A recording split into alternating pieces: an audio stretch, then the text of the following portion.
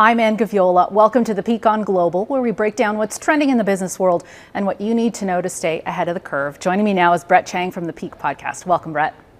Hey, Anne. Great to be with you as always.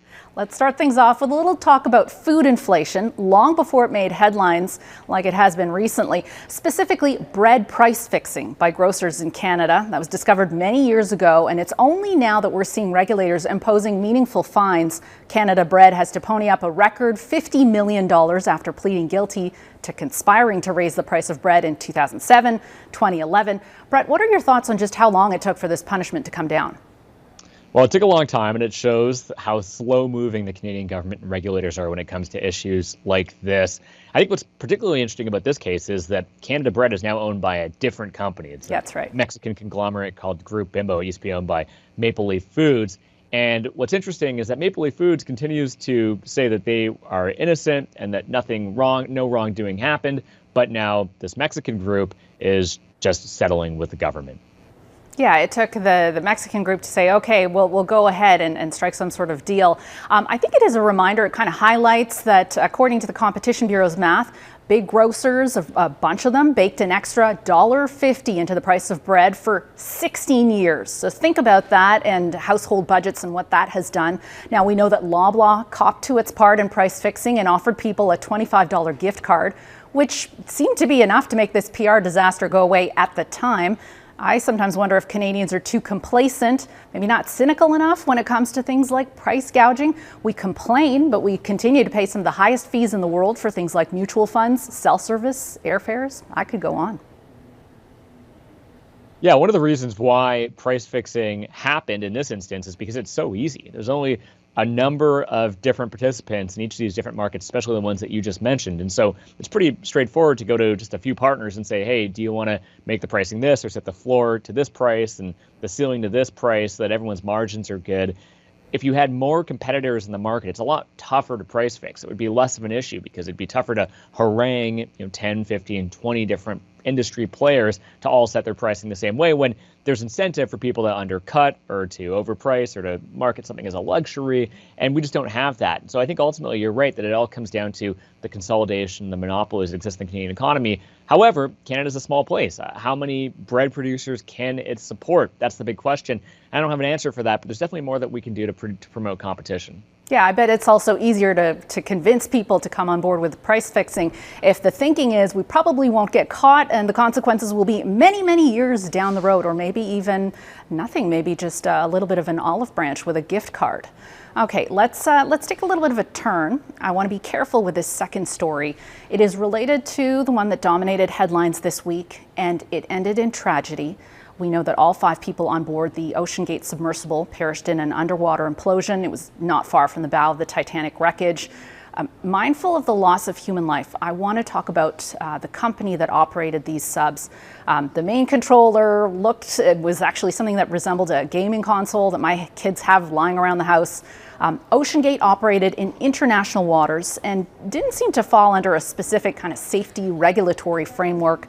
And by all accounts, the culture for this adventure tour company seemed to borrow a page from a mantra that's kind of trotted out in tech circles: move fast and break things. I'm all for innovation. I am pro-innovation, but not without proper guardrails and oversight and thinking about safety and future consequences. That applies to all kinds of new and nascent technology. What are your thoughts on this, Brett? Well, I don't think you're alone in that sentiment. And I heard James Cameron talk about this yesterday, and James Cameron himself is a big proponent and explorer of submersibles and the deep ocean. And he said that this group in particular have received multiple warnings from other people in the industry advising them not to actually use this vessel because they thought that it had not gone through the appropriate, 1, safety checks, but 2, that there were just fundamental flaws with the vessel as designed, and they did not heed those warnings. There's many instances now of the CEO of this company going on podcasts, going on TV, and basically denying the whole concept of safety as we know it. And you're exactly right that a big issue here is that there is no framework or regulatory body that oversees this, especially when it navigates into international water. So this is one instance, and it's terrible that these people had to pass. And it's also bad that we had to do this extensive search for them that I'm sure cost a lot of money. Now, if this becomes more popular and something that more people start to do, there absolutely does need to be a regulatory body, a global regulatory body that investigates and looks into these vessels to make sure that they're seaworthy. Yeah, I will say that I personally have no interest in coughing up a small fortune. Not that it's even an option for me to visit the ocean floor in a contraption that basically forces me and others on board to sit on a metal strip for hours on end. I'm claustrophobic. It sounds in many ways like my worst nightmare. I have also negative interest in strapping myself into a rocket, for example, to visit space. It's pretty limited for now. But this is the kind of thing that we're going to have to be dealing with on a more regular basis. Your thoughts, Brett? Are you at all interested in exploring the depths of the ocean or space? Neither. I'm particularly interested in. On the space front, we actually do. Yeah, it's great. I'm here. I'm solid. I'm on the ground. It's easy. The space example is actually one where we've done a lot of work on this. There is a number of regulations, and many of the aircraft that are launched from either the US or China or Russia also have to go through their own type of regulatory protocols. And there's a global body that talks to each different country's own regulatory body to make sure that all of the ships that are going into space are space-worthy and that they're safe and that there's not going to be an explosion or there's not going to be any type of loss of human life from a crash. And so we're actually pretty far along with this in space. This is just a unique, weird instance that we just don't have that because it's just not a very popular thing to do. So if it does become more popular, we definitely should pay more attention to this. Yeah, there may be a time when this is not kind of the outlier case, but more kind of typical of what's going on. Our third and final topic is quite different from the last two. Some people call it kind of the big Xbox battle. Not sure that's quite right. Microsoft is trying to push through its deal to buy Activision, which would make this, if it is approved, the biggest tie-up in the gaming space ever. Now, there doesn't seem to be consensus on this. Is this deal ultimately good for consumers or not? EU regulators seem to be fine with letting it proceed, but the US is saying it should be blocked. What are your thoughts, Brett?